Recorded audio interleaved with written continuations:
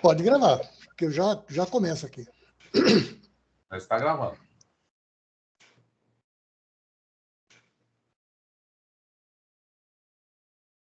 Ok. Muito obrigado aos presentes na nossa live de hoje, onde a gente vai falar sobre anatomia de um ataque hacker.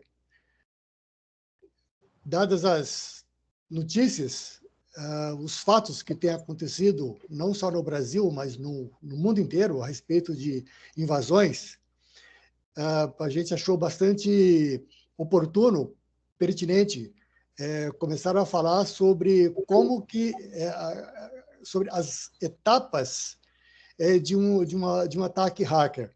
Né? São 5 etapas. Eu vou fazer um início de uma contextualização. E o Ulisses, que está aqui com a gente, vai falar das 5 etapas finais. Então, iniciando, que vou fazer algumas ponderações aqui.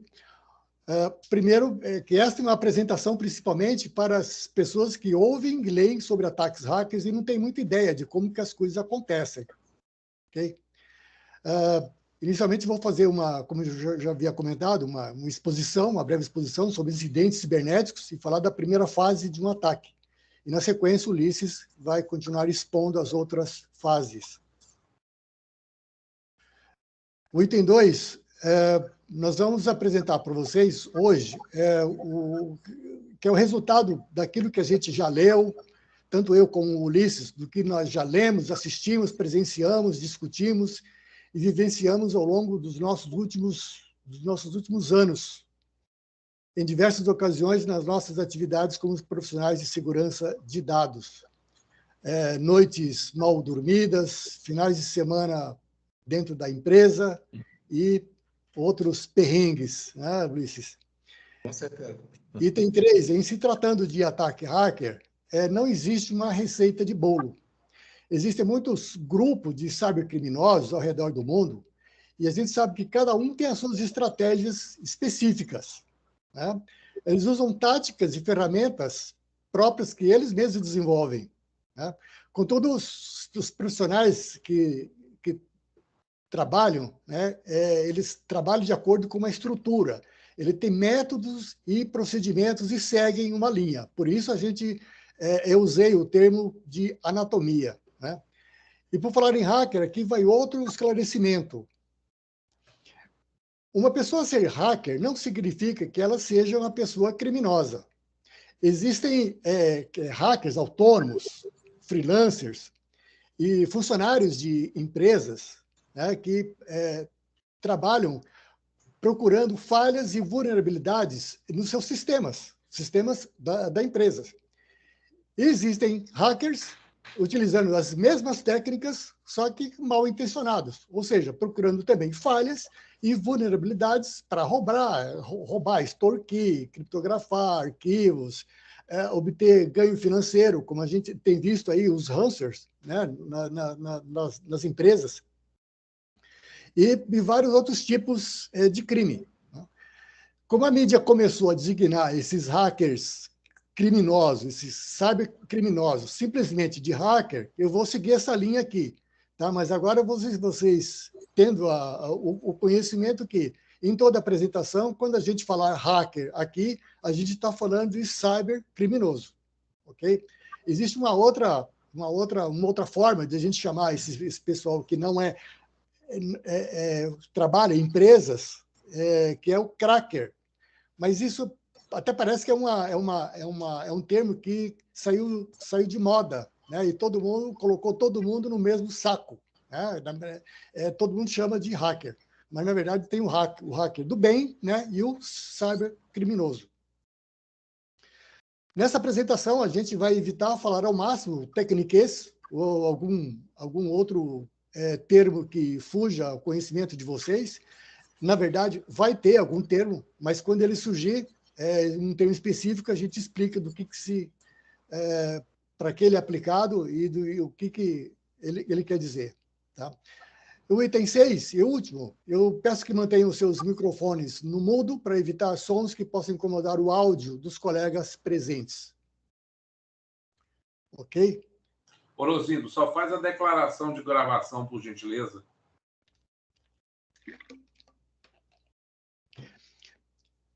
Isso aí. Pessoal, a gente está gravando essa apresentação, essa live, então é importante que, pela legislação atual, a gente tenha o ok de todos. Tá? Então, é importante que todos abram os seus microfones, por favor, se manifestem, dê o seu ok e a gente continua. Morelli, ok. Ok, sem problemas. Seguimos, então. Ok, feitas as observações, vamos à nossa apresentação. É desde os anos 80 que a gente assiste uma evolução dos ataques cibernéticos que transformaram a forma como a gente protege as nossas informações. E por termos uma comunicação tão rápida entre fato e notícia, a mídia nos atualiza constantemente sobre a invasão de hacker ocorrida em alguma empresa. A gente viu muito isso nos últimos anos. Acontece uma invasão, a mídia já disponibiliza essa notícia, a gente já acessa o site para ver realmente a realidade disso, só que ela avisa sempre que aconteceu algum problema. Normalmente, os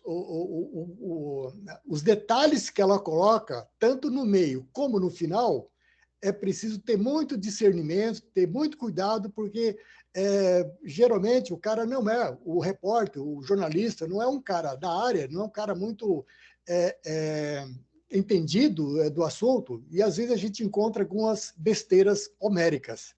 Mas a mídia faz esse papel e é legal isso, né? Pelo menos a gente sabe realmente do que está acontecendo.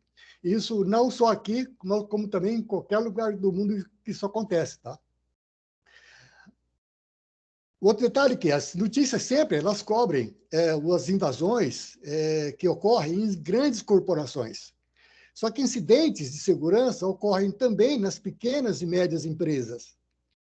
Hoje, se a mídia ela for retratar, se ela for fazer a cobertura de todas as invasões que existem, teríamos que ter um canal exclusivo só para falar de invasão, de tanto que ocorre.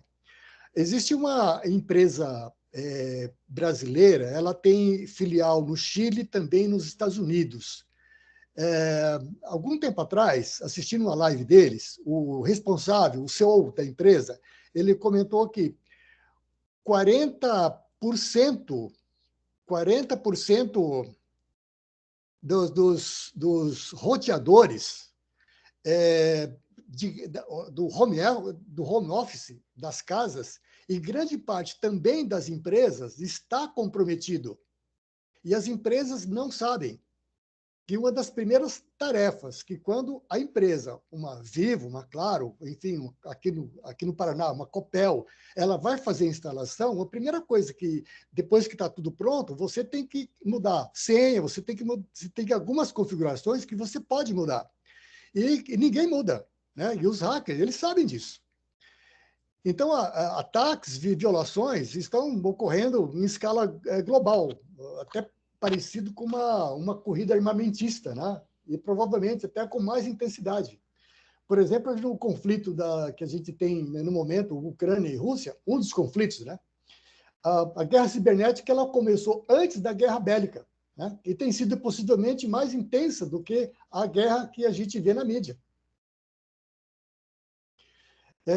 E o que a gente sabe, o que a gente tem conhecimento ao longo do tempo, né, os criminosos, os cybercriminosos, estão cada vez mais sofisticados. Os ataques têm sido efetuados com táticas inteligentes e alvos sempre precisos. Em relação a alvos sempre precisos, a gente vai comentar daqui a pouco como que isso acontece e por que isso, né? E uma dessas táticas utilizadas é a engenharia social, que é bem antiga e funciona há décadas. Se alguém assistiu aquele filme Hacker, que fala da vida do Kevin Mitnick, ele já usava isso lá anos 80, 70, 80, ele já usava essas técnicas. É uma técnica muito antiga. E funciona até hoje. Por quê? Dentro da segurança da informação da empresa, o ser humano é o elo mais fraco. Então, o hacker ele se aproveita muito dessa falta de informação, essa falta de cultura, falta de conhecimento, aproveitando essa falha, essa vulnerabilidade que existe na pessoa, para adentrar a empresa. Tá? E sobre engenharia social, em breve a gente vai ter uma apresentação para falar, para comentar a respeito, uma live especial. Mas eu comecei a falar lá dos anos 80, né? E desde essa época a gente tem constatado uma evolução muito rápida, muito eficiente das operações hackers. E para contextualizar o tema da nossa apresentação aqui, eu acho importante a gente comentar aqui. A gente está transitando entre a 5ª e a 6ª geração de ataques hacker. Eu não vou comentar aqui o que foi a primeira, lá no início dos anos 80, a 2ª, a 3ª, a 4ª, e estamos entre a 5ª e a 6ª geração.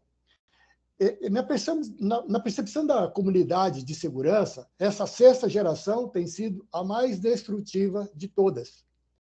Graças à tecnologia, principalmente a tecnologia que nos permitiu desenvolver sistemas baseados em inteligência artificial, machine learning, deep learning, IoT, enfim.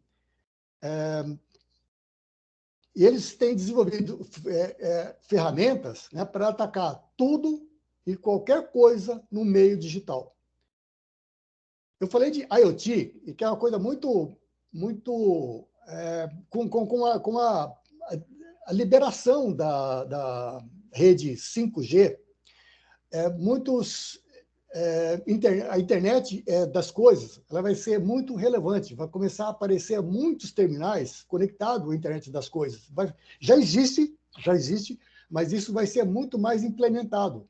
Então, se é a geladeira, o carro, enfim, diversos dispositivos na casa, vai usar internet das coisas.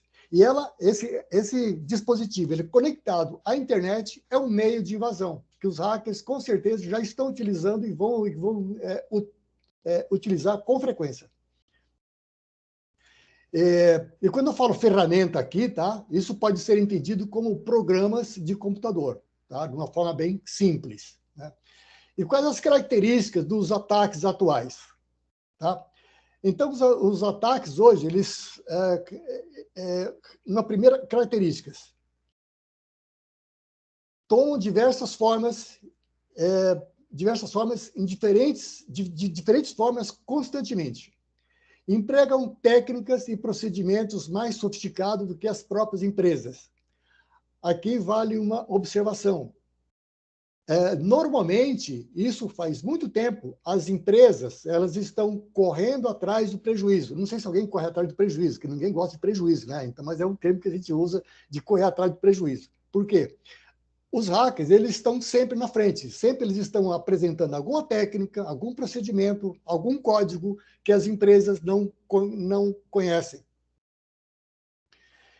E por isso eles desenvolvem suas próprias ferramentas mais complexas e mais aprimoradas, né? Que as empresas descobrem depois, vão atrás, conseguem fazer essa detecção. Quando conseguem isso, eles já estão mais na frente. Por isso são difíceis de detectar, né? E nesses ataques atuais, o que ocorre agora, os hackers, normalmente, eles estão buscando, que é o nosso slide 2 aí, Ulisses. Interrupção dos serviços. Se antes, só fazendo uma observação, se antes, lá nos anos 80, a ideia do hacker, a proposta dele era fazer um vírus para detonar a máquina da pessoa, tá? Hoje, eles pensam com muito mais inteligência, né? A proposta deles é bem mais focada, é bem mais profissional, tem objetivo. Um primeiro item é a interrupção dos serviços. Roubo de dados. Aqui acontece, muitas vezes, um ataque hacker, a empresa é invadida, ela não fica sabendo do que está acontecendo, o hacker ele rouba todos os dados da empresa, apaga todos os dados, vai embora, e a empresa vai saber disso daqui 1 mês, daqui 1 ano, daqui 3 anos. Ou, de repente, nunca vai saber. E o hacker ele teve lá dentro. Tem uma situação da empresa SolarWinds, dos Estados Unidos. Ela é bem divulgada na mídia. Tá? Se alguém tiver curiosidade, vai lá e procura para ver. Foi um dos ataques hackers mais perfeitos, um dos cybercrimes mais perfeitos que aconteceu até hoje. Tá? Ele está no top 3 dos cybercrimes mais perfeitos que já aconteceu até hoje. Na internet, em vídeos, em texto, em blogs, isso tem bem descrito como que a coisa aconteceu. Se alguém tiver curiosidade, dá uma olhada lá. Eu não vou comentar aqui, que isso vai tomar muito tempo e não é o foco aqui. Obter ganhos financeiros, que é o que a gente tem visto basicamente com os grupos de hackers, aplicando ransomware. Aplica o ransomware, criptografa o banco de dados, a empresa precisa pagar pede um resgate, a empresa paga, restaura o banco de dados e os caras saem com dinheiro, né? Ganham dinheiro, muito dinheiro. Existe uma estatística, eu nem coloquei esse dado aqui, mas isso tem na internet. A receita do cybercrime o ano passado foi maior, uma vez e meia maior do que o PIB da Rússia. Só para vocês terem uma ideia. Mais de $1 trilhão. Provocar danos à reputação. Aqui está aquela coisa de você prejudicar a reputação de uma empresa em favor de outra, né? Ou então aquele funcionário que sai, né, internamente, antes de sair, ele provoca algum dano à empresa, né? Espionagem industrial é outra coisa que as empresas que trabalham muito com criação, qualquer tipo de criação, elas se preocupam muito com isso, porque a espionagem industrial é dos ataques hackers mais caros que existem hoje. Caro para a empresa que foi invadida, porque a empresa passa 10 anos desenvolvendo uma determinada peça, um determinado serviço, o hacker ele chega lá, em pouco tempo ele pega toda essa planta, ele pega todos esses dados, leva para o país dele, enfim, ele vai vender no mercado negro e a empresa se vê prejudicada, tá? Com 10 ou 15 anos de desenvolvimento. Extorsão pessoal ou corporativa. Isso aqui é outro tipo de violação que é pouco comentado e a mídia ela não coloca isso, porque as próprias empresas, as próprias pessoas, elas não comentam isso.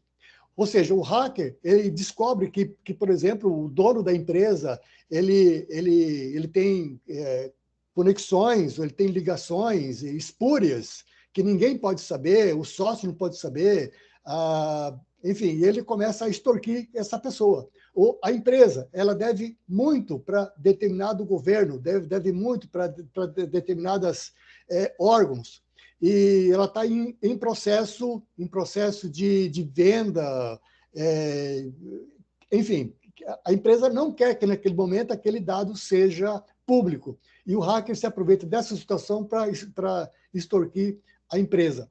Isso existe ainda, e bastante. E tem um outro fator aqui muito importante. Há 20 anos, algumas décadas atrás, fazer o pagamento para roubos a partir de violação era meio complicado, porque você depositava na conta de uma pessoa e a polícia tinha como ir buscar esse dinheiro lá, tá?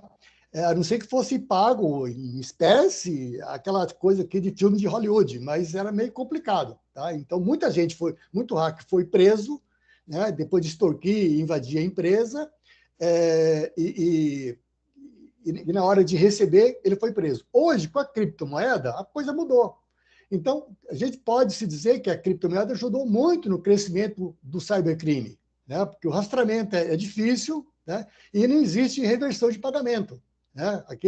O cara arrependido tal, e devolveu o dinheiro. Não devolve. Tá? Os caras são frios. Os caras são frios. Mesmo porque esse pessoal, esses grupos de hackers, eles trabalham para outras máfias, eles são contratados para trabalhar para outras máfias. Tá? Essa máfia não quer nem saber. Inclusive, pessoal, tem uma coisa muito triste. Um ano e meio, 2 anos atrás, no hospital da Irlanda, um hospital ele foi hackeado, foi invadido, criptografado, foi um ataque de ransomware. E aí entrou a figura do negociador, né? Era um hospital tipo filantrópico, né? E esse hospital negociou, a pessoa negociou, eles baixaram bem o preço, mas eles cobraram. Tá? Então, mesmo o hospital, sendo um hospital filantrópico, tá? Que não tem renda própria, tá? Depende de outros, foi invadido, o pessoal foi extorquido. Então, é uma coisa muito cruel. Tá? Por isso que a gente falou que realmente essa sexta geração é a mais destrutiva de todas. Mas ele fala, por que tantos ataques hacker nos últimos anos? Né? Isso, sinceramente, isso não foi uma grande coincidência. Como muitas empresas estão com seu pessoal em home office, né, os invasores certamente não perderam tempo e estão encontrando maneiras de explorar as vulnerabilidades dos equipamentos locais. Há pouco eu comentei que próximo a 40%, né, dos roteadores das casas estão comprometidos. Tá? Então, os hackers eles sabem disso e se aproveitam disso. E a gente lembra também que as empresas elas não tiveram como planejar essa forma híbrida de trabalho. Né? E para a maioria das empresas, segurança da informação não foi privilegiada nessa transição. A gente sabe disso. Né? Quem tem funcionários trabalhando em home office, a coisa foi meio assim do dia para a noite. E você não levou toda a infraestrutura que você tem na sua empresa, né, para a casa da pessoa. E outra coisa também, que na casa da pessoa, na casa do funcionário, muitas vezes não é só ele que usa aquele computador. Né? Em determinado momento, sim, mas de repente entram outras pessoas que, enfim, que pode deixar vulnerável aquele equipamento. Aquele equipamento, em um determinado momento, conectado à empresa, pronto, o ataque está feito. Né? Mas isso também é só um nó da questão. Né? Existem ainda outros fatores que comprometem as redes. Investimentos suficientes que as empresas não fizeram até agora. Então, eu vi uma estatística ainda ontem que as empresas, agora que realmente está de ano a ano, a cada semestre, está aumentando o índice de empresas que realmente está fazendo investimento mais pesados em relação à segurança da informação. Né? Investimentos insuficientes em conhecimento e tecnologias. Não contratar pessoas qualificadas.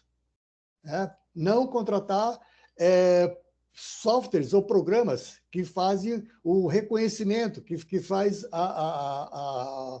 com tecnologias preditivas, que prevê a invasão de hackers. Né? Falta de treinamentos internos e recorrentes.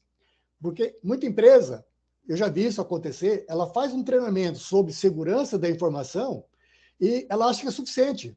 Amanhã, metade dos funcionários não está mais na empresa e aquilo que eles falaram lá atrás, já metade dos funcionários já não conhece. Né? Ausência de uma cultura de segurança. Isso aqui é básico. Isso aqui, cultura de segurança, a gente usa cultura de segurança de patrimônio, segurança de vida, segurança patrimonial, segurança cibernética, tão pouco. Né?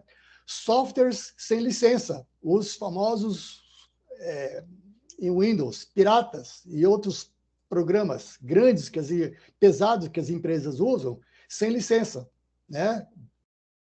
Feito download aí da internet. Vulnerabilidade dos aplicativos. Quando a gente participa de adequação LGPD, tem um dos princípios, uma coisa muito importante na LGPD, que é o Privacy by Design em aplicativo. Quando a empresa vai desenvolver um aplicativo, ela já começa a pensar em segurança lá no desenvolvimento, quando o cara pensa como é que vai ser aquele aplicativo. E não deixar o aplicativo pronto para depois ele pensar em segurança. Sistemas e redes mal configuradas. Grande parte, isso aí, o Ulisses, creio que vai comentar mais para frente, sistemas, redes mal configuradas. Grande parte de todas as invasões que permitem muito que os hackers entrem com certa facilidade são redes mal configuradas. Atuação na prevenção de ameaças. A gente já comentou algum item atrás. Elaboração de políticas internas de segurança da informação. Quando a gente, voltando à LGPD, quando a gente faz um processo de adequação LGPD, isso aqui é um processo, eu não vou falar em separado, mas a gente dá todo um destaque para a elaboração das políticas em termos de uso e segurança da informação. Isso aqui ele é feito não só internamente, como também para o usuário, né? Como a gente já mencionou anteriormente, as formas de ataque podem ter características diferentes.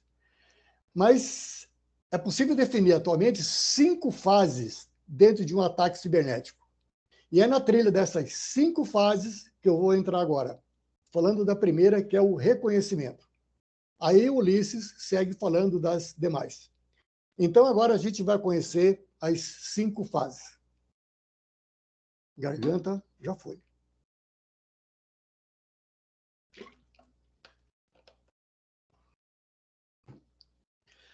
A primeira fase é a fase de reconhecimento. A segunda, intrusão e presença. A terceira, movimento lateral. A quarta, escala de privilégio. E a segunda, o game over, né? Missão completa. Nessa fase de reconhecimento, os hackers identificam um alvo vulnerável e decidem como explorá-lo. Isso quer dizer que, como é que funciona isso? Um grupo de hackers, eles definem, ou chega já definido para eles, isso acontece hoje, já chega definido para eles, ou o grupo define, vamos começar a fazer todo um approach para a gente atacar a empresa tal. Ok. Aí precisa ter a fase de reconhecimento. Como é que eles já sabem que empresa que eles querem atacar? O alvo inicial pode ser qualquer pessoa da empresa. Eles precisam normalmente, eles aproveita a vulnerabilidade das pessoas, né, para atacar, para abordar, na verdade, uma pessoa dentro da empresa, né? Porque eles precisam de um único ponto para começar. Quanto mais informações ele tiver sobre as pessoas e os sistemas da empresa, mais bem-sucedida será a tentativa de invasão. O que acontece? Por exemplo, a pessoa que vai fazer o reconhecimento, dentro desses grupos, tá? Só voltando, dentro desses grupos, eles são tão numerosos hoje e tão bem estruturados que existe aquele responsável que vai fazer o reconhecimento, ele já é especialista em fazer reconhecimento de empresa, aquele cara que só escreve o código, tá? Aquele que só vai fazer,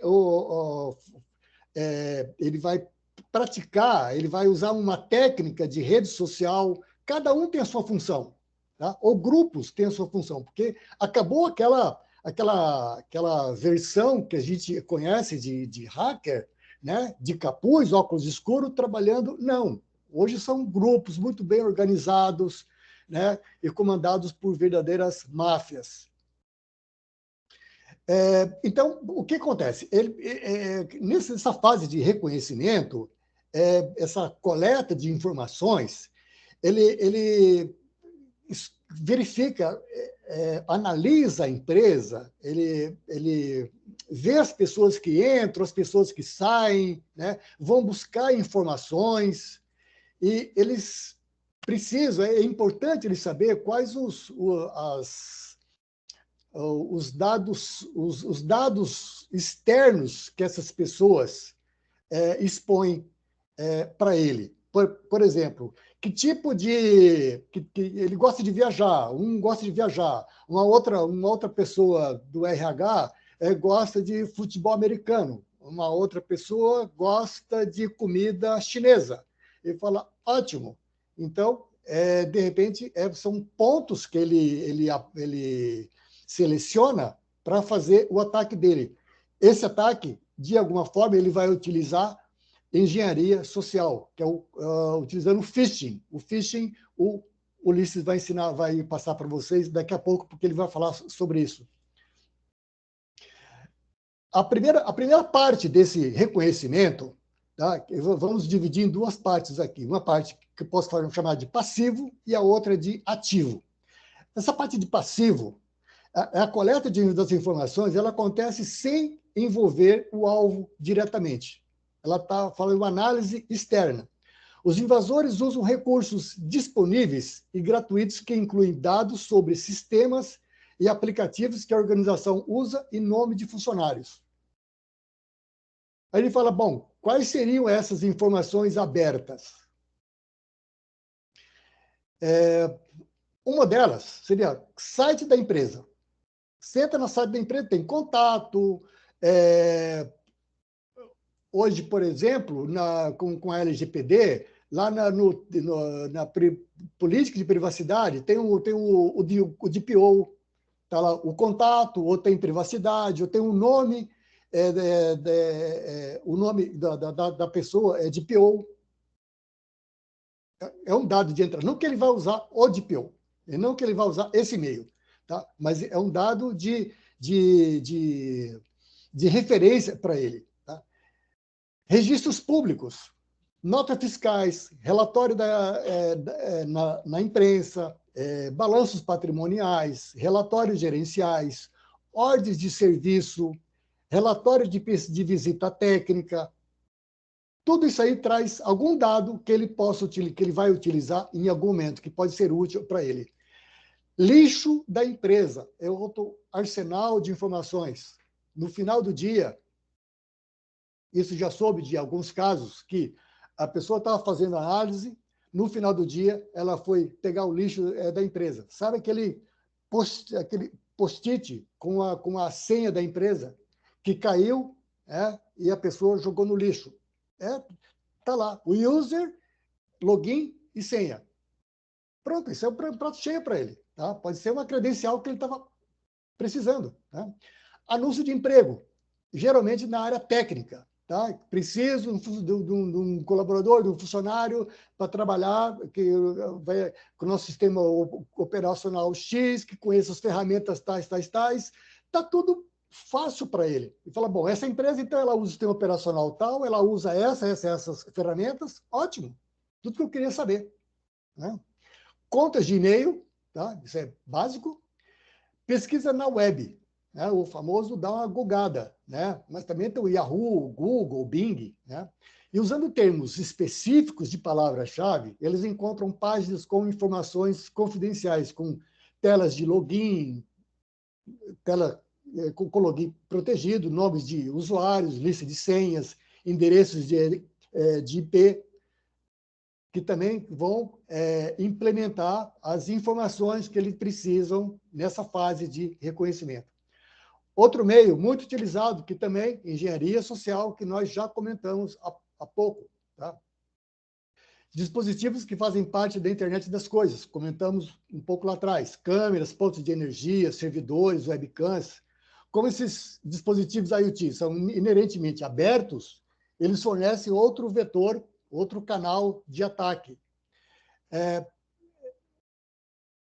Eu conheço um caso aqui que ele, o hacker, ele utilizou no boliche, ele estava num boliche, ele ocupou uma câmera, ele detectou o endereço daquela câmera dentro do sistema e, através daquela câmera, ele entrou no sistema.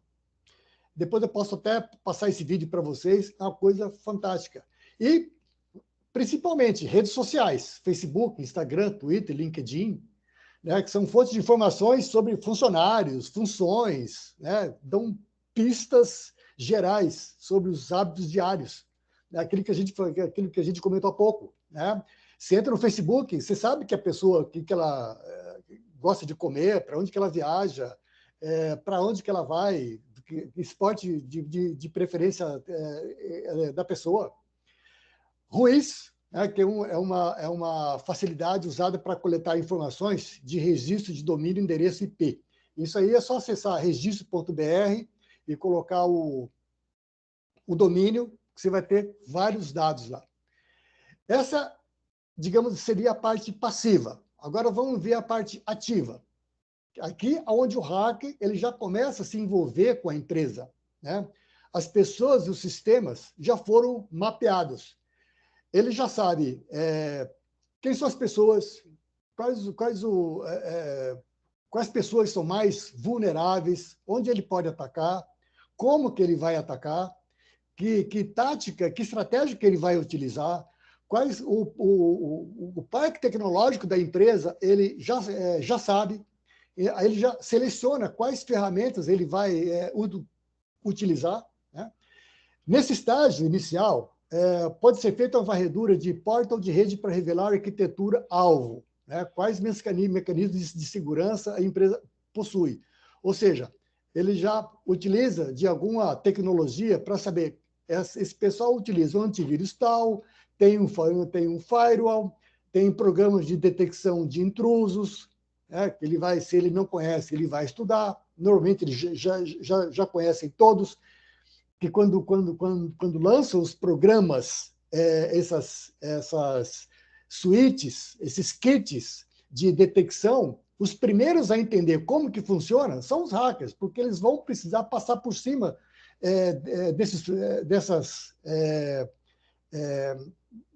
desses firewalls, desse tipo de detecção. Tá? E outros tipos de mecanismos de segurança que bloqueiam a entrada. Né? E nessa segunda etapa mais ativa, tá? O invasor ele vai aplicar outras táticas para obter informações essenciais para ele ter êxito na invasão dele. Tá? Que é o nosso slide 6 aí. Que a primeira delas, varredura de rede, onde o invasor geralmente, por onde o ataque, basicamente, ele inicia. Ele descobre como que o fluxo de dados flui, transita pela rede, né? Mapeando a topologia das máquinas conectadas. Mapear a tecnologia é ele saber tem quantos servidores, qual a quantidade de computadores que ligados a esse servidor, switches, enfim, outros equipamentos dessa rede. Tá? O invasor tenta identificar as máquinas, né, que respondem às solicitações, às quais ele vai se conectar mais tarde. A partir de tecnologia que ele dispõe, ele vai enviar um sinal para cada uma dessas máquinas e ver a resposta que ela tem. Tá? Feito isso, ele pode utilizar, por exemplo, um outro recurso chamado PortScan, que é um processo utilizado para identificar e explorar vulnerabilidades em sistemas. Quando eu falei daqueles redes mal configuradas, tá? Ela pode aparecer aqui. Ou seja, pode aparecer algumas portas abertas em computadores, sendo que portas, pessoal, são pontos de acesso pelas quais as informações transitam entre computadores e a internet. Tá? Fazendo uma analogia bem simples, é como você encontrar uma casa grande, né, uma mansão, e você começar a checar todas as maçanetas das portas para ver qual delas está aberta ou fechada. Tá? E nesse processo de descoberta de rede, né, os invasores também podem aproveitar para visualizar informações importantes sobre sistemas e suas vítimas. Isso aí pode incluir quais usuários ou proprietários dos sistemas, quais são responsáveis por determinada área, quais serviços estão funcionando atualmente. De repente fala, bom, ele tem o kit, o pacote Office, mas não tá utilizando. Ele tem o pacote Adobe, mas não está utilizando. Ele tem o pacote da Dell, tá? de outros, não só o programa, mas também alguns recursos que a Dell tem, e está funcionando. Opa! Seu login anônimos são permitidos. Enfim, ele vai começar a colher informações já dentro do sistema que vão permitir fazer os próximos passos. Né? E com essas informações, eu finalizo aqui a primeira fase, que é o descobrimento. Tá? Agora o Ulisses vai prosseguir falando para vocês sobre o desdobramento das outras fases. Da minha parte, muito obrigado a todos. E agora é com o Ulisses. Seja bem-vindo, Ulisses. Abre o seu microfone. Opa, agora foi. Então, obrigado a você bem pela oportunidade, né? A gente está falando sobre esse assunto tão importante que é segurança da informação.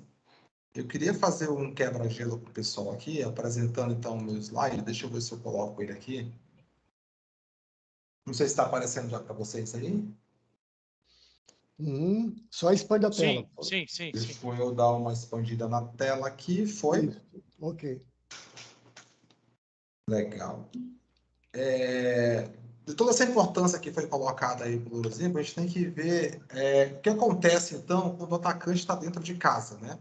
Ele passou toda essa parte aí, que foi muito importante, que é a primeira fase, que foi de detecção, e agora a gente vai mostrar aqui, eu vou colocar um vídeo para vocês, que é um vídeo já bem antigo, ele chega até a ser engraçado, mas ele fala muito sobre essa questão quando você deixa suas informações abertas na internet.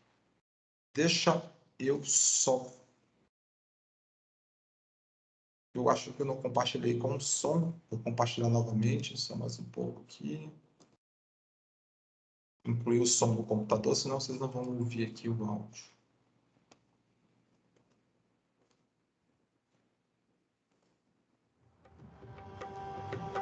Estou conseguindo ver o áudio certinho?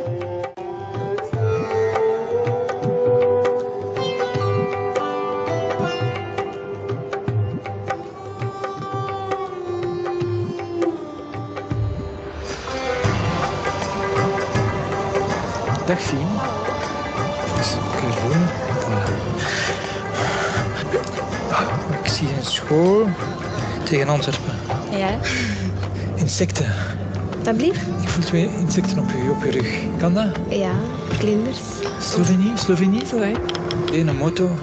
Oranje. Pas erop. Zenit. Oui, bien. Je hebt een vriendin. Julie de... Ja. Een boeiend liefdesleven. 3, 4 zelfs. De vierde, daar zwijg ik meestal over, dus dat weten niet veel mensen. Hoe is het met je spierscheur? Une maison rouge, balcon blanc. Ja.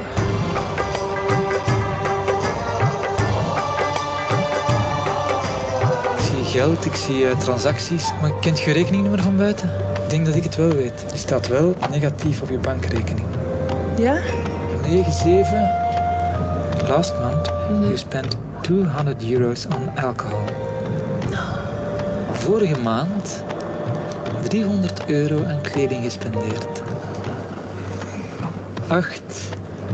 Ja. 5. Voor een huis dat van eigenaar gaat veranderen. €795.000. Ja, maar eigenlijk. 41. Ja. Is dat juist? Ja, dat is juist.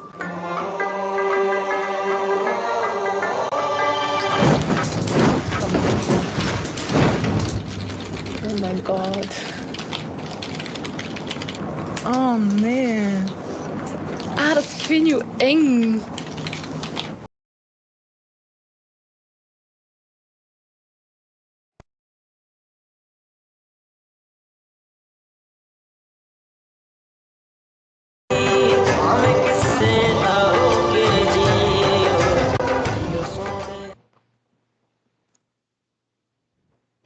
Bem, estão me ouvindo?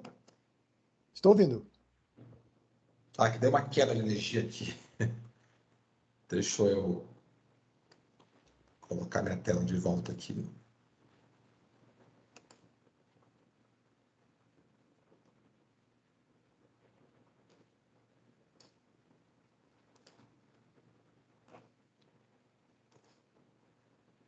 Estão visualizando a tela aí, né?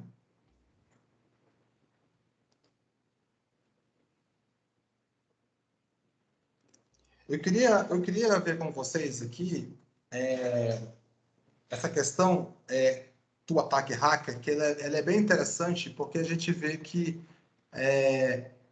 o hacker ele sempre trabalha com informações que são fidedignas, né? As informações que ele pega são sempre informações que muitas vezes o próprio usuário deixa aberto no computador, seja ele na vida pessoal ou seja no profissional. E como foi bem colocado pelo Zimba aí, a gente deve ter em mente que a filosofia por trás da anatomia de um ataque, ela não está baseada só em ideia romântica, né? E nem poética. Existe uma estratégia dos hackers muito bem formulada aí com o intuito de alcançar esse alvo. E um fator inegociável, eu diria, nesse processo é que realmente essa informação seja verdadeira, né? Porque esse erro do atacante, de um hacker, por exemplo, e eu que estou protegendo o sistema, ele pode pôr tudo a perder, toda a estratégia dele. Tentar enganar um hacker também pode ser uma estratégia de defesa. Eu coloquei essa frase propositalmente que vocês estão vendo na tela aí, porque eu vi isso hoje na minha rede social. E isso é uma coisa que eu queria... Não temos, Ulisses. Aquela tela nós não temos. Não está vendo? Ainda está uma tela Tá, congelada do vídeo. Acho que você precisa... Não sei se está aparecendo aqui, para mim já está aparecendo aqui. Foi? Não. Eu tive uma queda de tensão aqui, eu vou fazer o seguinte... acho que tem que sair e entrar novamente, Ulisses. Eu tive uma queda de tensão aqui de energia elétrica. E vou subir novamente. Subiu? Ok. Tá. Agora foi? Fase 2. Bacana. Na fase 2 de intrusão e presença, eu queria que vocês... Na verdade, é um desafio que eu estou propondo para vocês em relação a esse slide que está na tela, né? O objetivo aqui é levantar uma questão não técnica, né? Eu selecionei de propósito essa imagem para desafiar vocês a encontrar um erro do mundo natural que está implícito aqui nessa imagem. Então, eu queria dizer para vocês, quando vocês leem essa frase, por exemplo, o que vocês olham já que ela não faz parte de um mundo real e que é uma problemática desse poste? Quem poderia se...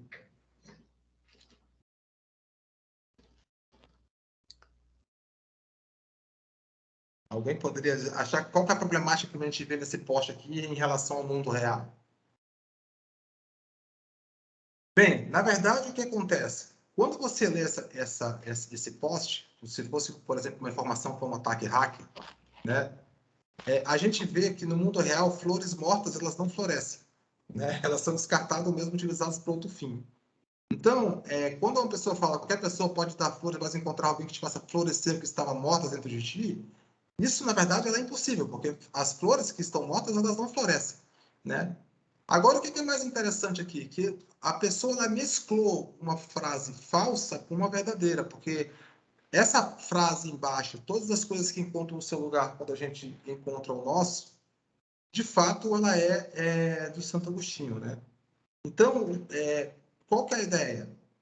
É que o raciocínio falso, normalmente, ele é misturado com uma sentença verdadeira. E nesse processo é bem a primeira fase do ataque de reconhecimento. Na fase 2, que a gente vê, que é a intrusão e presença,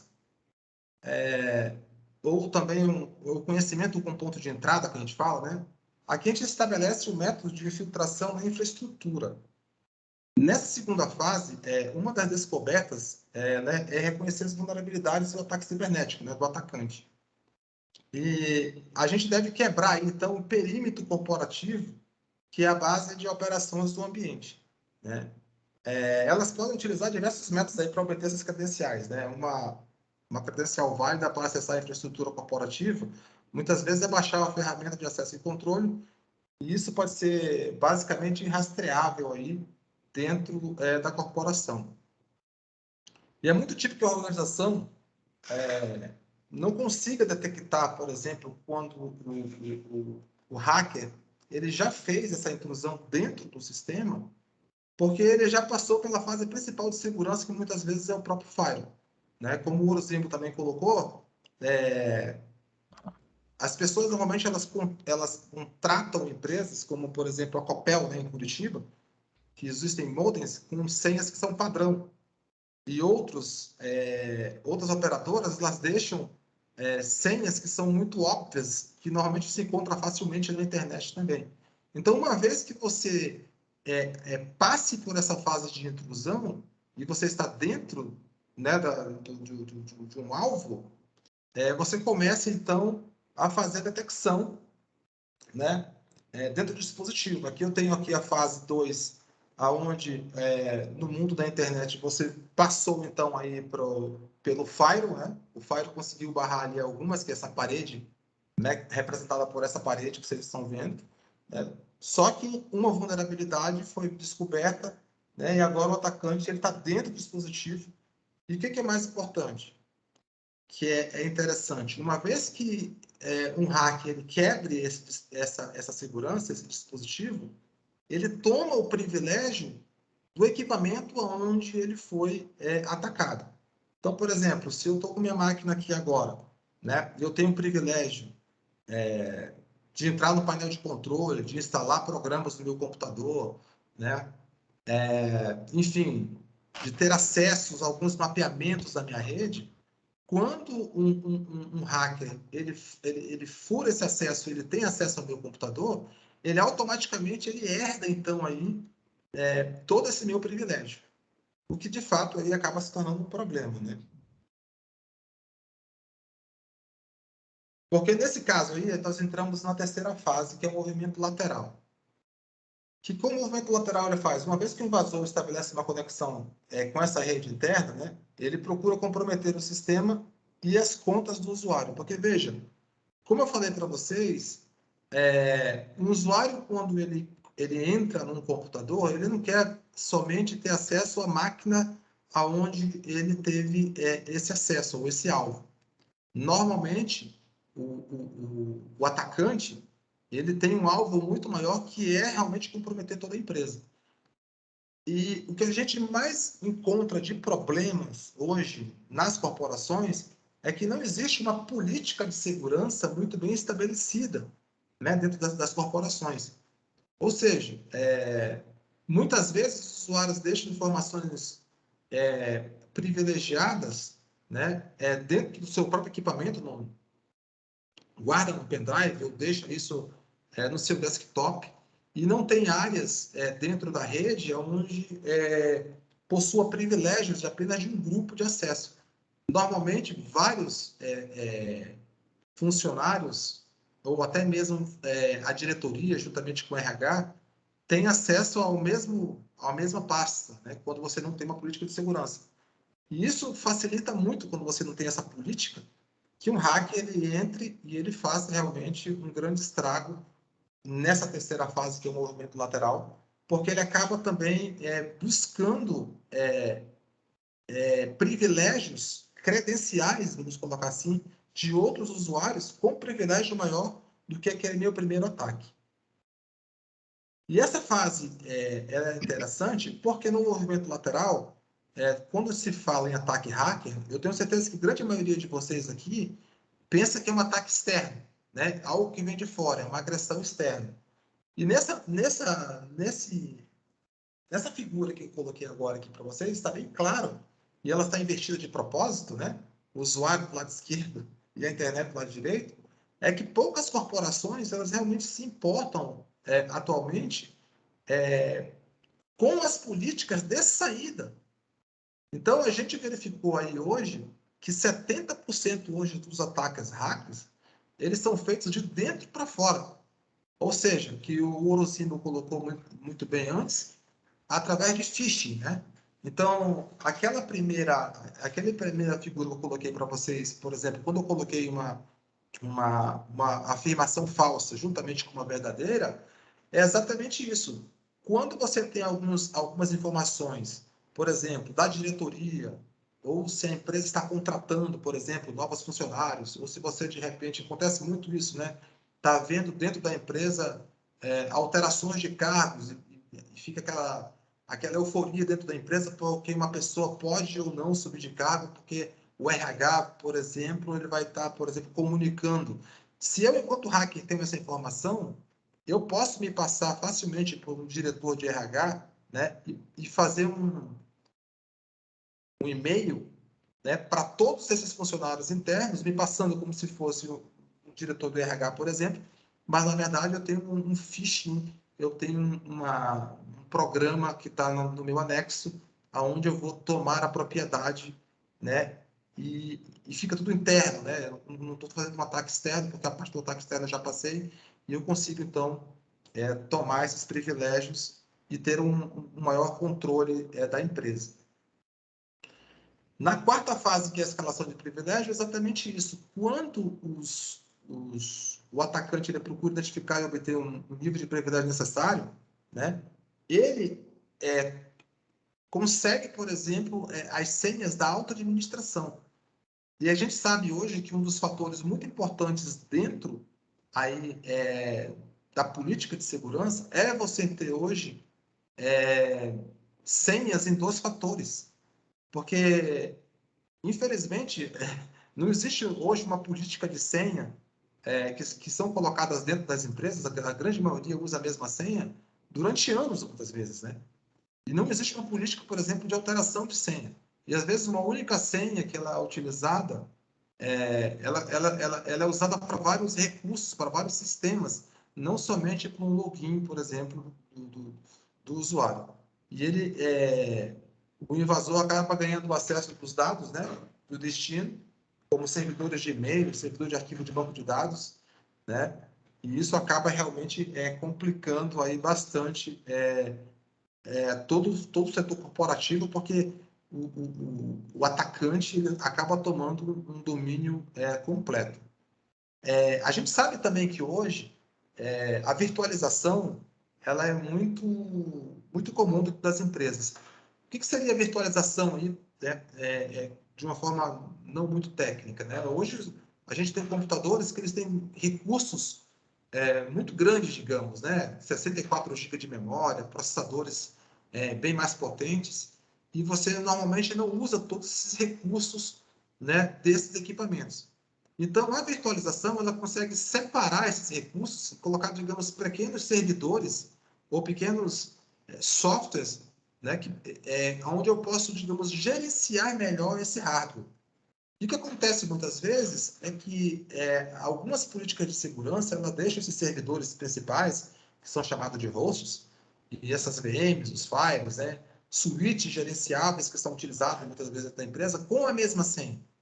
Então, a gente que tem feito consultoria na parte de segurança tem verificado, até de uma forma espantosa, que quando a gente vai fazer consultoria nas empresas, tanto os servidores quanto os files, os switches, os modems, os dispositivos de controle, UbiKits, né, que são dispositivos Wi-Fi, eles possuem uma única senha, o que faz com que, né, normalmente um atacante tenha sucesso pleno com um privilégio administrador de toda a empresa.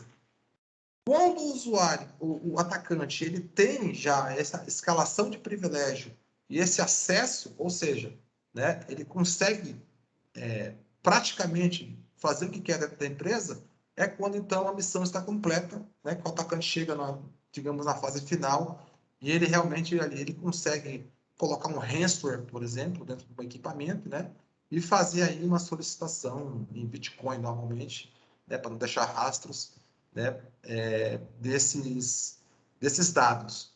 Então, é importantíssimo, obviamente, que se tenha backup dessas informações para que, num caso, né, de um ataque ransomware, ou seja, de uma criptografia de todas as informações onde o usuário ou a empresa não vai ter acesso, eu consiga recuperar, né, de uma forma mais rápida esses meus dados, né? E o custo para a empresa aumenta exponencialmente aí se o ataque não for anulado, né?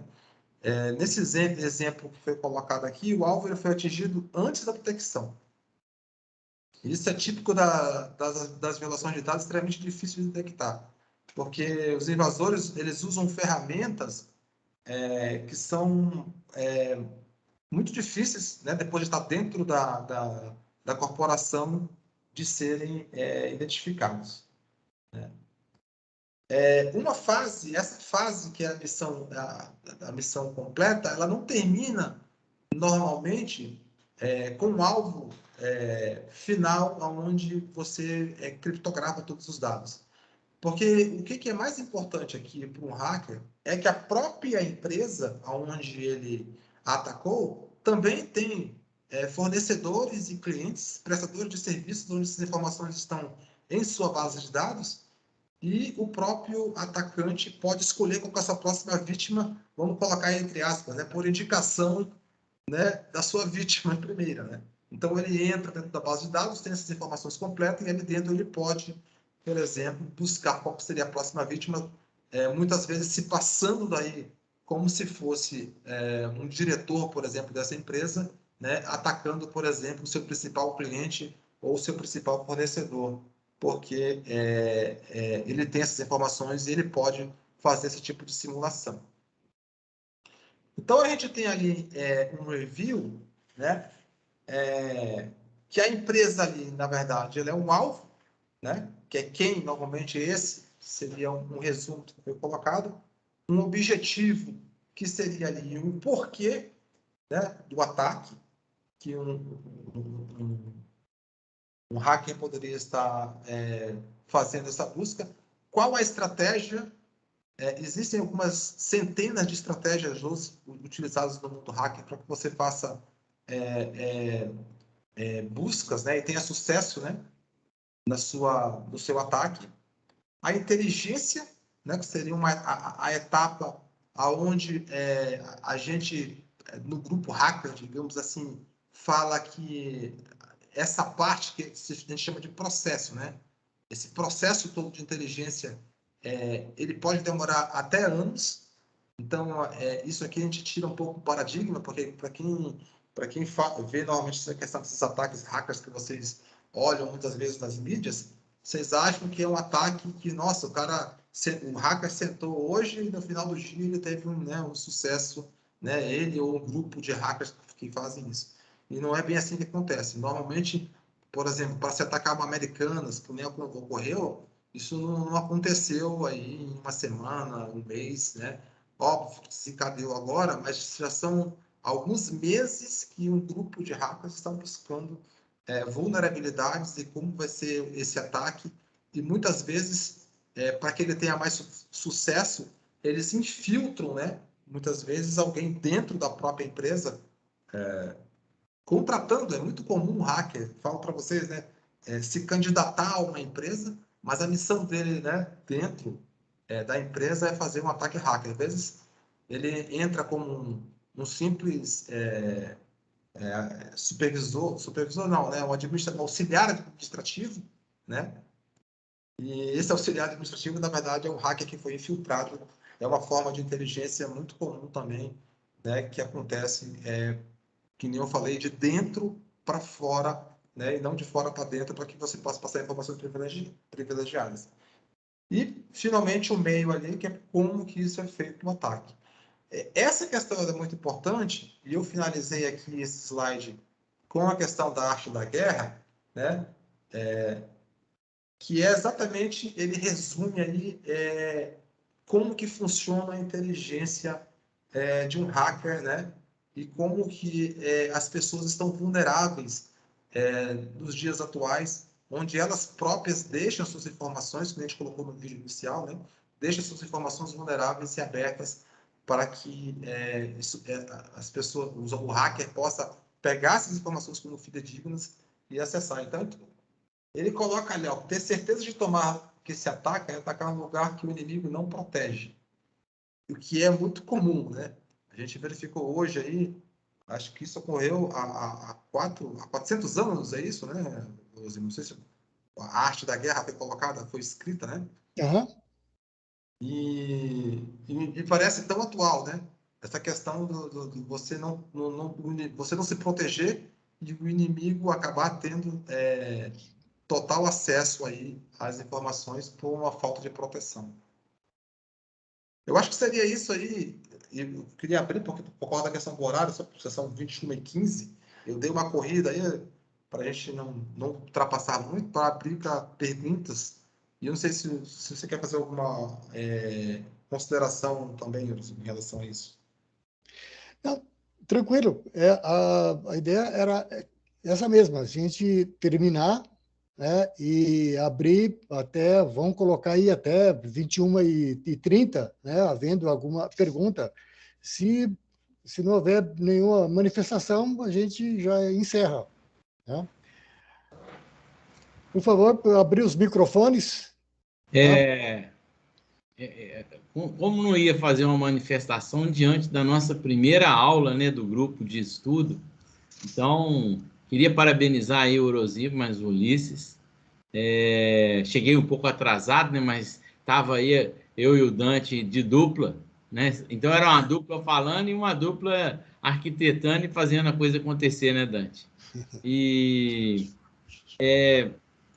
achei interessante a quantidade de pessoas que estavam aqui, e isso é legal, porque era um propósito de aula, e eu achei, pelo que eu entendi, a do Eurozib eu cheguei a ver um pouco antes, né? E a do Ulisses eu acabei assistindo ela praticamente toda.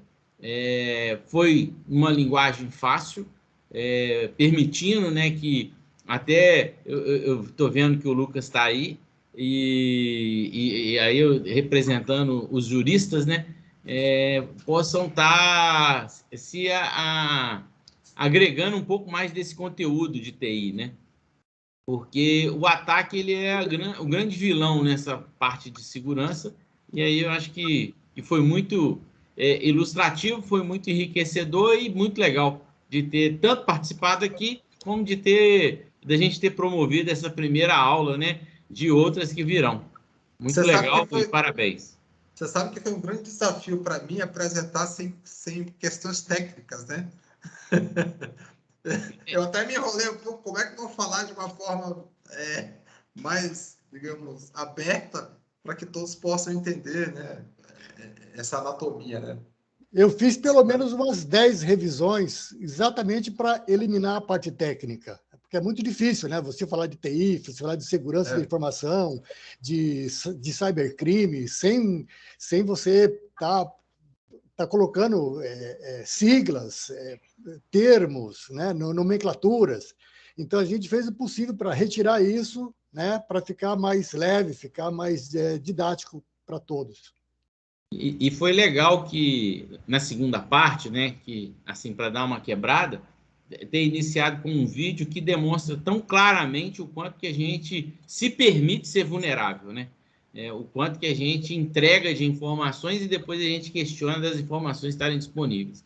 Então, foi legal dele ter acontecido no início da segunda parte, que aí dá uma quebrada também, né? Porque uma aula de 1 hora é uma aula extensa, mas foi muito bom. Bacana. Estou vendo o Morelli travado aí, tá? O Morelli está com a imagem travada, não sei se ele ainda está participando. Já destravei. Voltou. Para mim aparece travado ainda aqui. Mesmo? É que a minha conexão não está muito legal. Olha, eu estou com um colega que é de São João Nepomuceno, ele acabou de falar aqui que adorou participar, tá? E quer participar de outros, eu o convidei. E ele está dando um feedback aí que achou muito bacana, tá? Acabou de mandar aqui para mim, ó. E agradecer a todos vocês aí, ok? Deixa eu fazer um próximo agradecimento. Na última reunião de quinta-feira, na realidade, uma penúltima ou antepenúltima, o Dante me deu uma dica de como utilizar uma questão da Dell, e eu comprei e já estou utilizando. Hoje estou com a minha velocidade de internet aqui, não usando mais Wi-Fi, mas via cabo, e foi muito legal. É o DS6000, né, Dante, que chama, né? É uma DockStation. ProckStation. DockStation. Isso. Então, fazer um agradecimento formal aos conhecimentos de TI do Dante. Legal, então. Então, se alguém não tem mais uma pergunta, a gente encerra. Foi muito bacana a apresentação, tanto do Ulisses quanto do Orozimbo. Duas pessoas que nitidamente detêm conhecimento sobre o assunto, né? E eu acho que esse grupo enriquece a todos, né? Cada vez mais, e ajuda a todo o nosso grupo a tornar mais seguro os lugares que a gente atua, né? Sim. Como o próprio objetivo do grupo também é expandir conhecimentos, acho que seria importante colocar aqui que assim que nós tivermos a gravação, tudo direitinho, poder colocar, por exemplo, no LinkedIn, expandir, e dando aquela dica, né, de você colocar o asterisco e o nome do teu indicado para quem você quer, porque isso chama o indicado para assistir e as pessoas que estão ligadas a ele. Então, você expande conhecimentos. E esse vídeo, assim como o Pedro falou, de tão grande utilidade, uma aula dessa, ela não pode ficar circunscrita a poucas pessoas. A gente tem que procurar difundir isso o máximo possível. Muitas vezes vamos falar de ataque, hacker, de ransomware, etc., mas não tem noção de como ele acontece. Então, acho que esse conhecimento pode ser expandido dessa forma, através das redes sociais. Legal. Eu acho importante, aí, resumindo mais ou menos o que foi falado, a grande importância que tem a política de segurança da empresa. Você tem uma política dentro da empresa, a política de troca de senhas, a política, né, onde você tem toda essa parte de dados que cada funcionário tem acesso. Você trabalhar, por exemplo, com a parte de software, não utilizar software pirata, entendeu? Ela é imprescindível. O treinamento aos funcionários, eu diria que ele é fundamental, porque não adianta você ter ferramentas, as melhores ferramentas que você possa colocar de segurança, como firewalls, antivírus, né? Se você não tem aí treinamento para os usuários, né?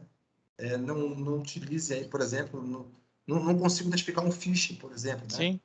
Então, eu acho importante, fundamentalmente, essa questão que a LGPD também traz, da grande importância do treinamento que tem que ser colocado e as políticas de segurança da empresa.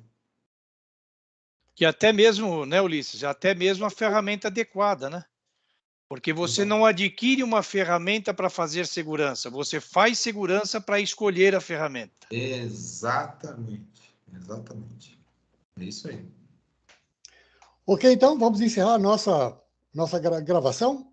Sim. E a gente continua depois. Parando aqui, tá, Dante? Tá.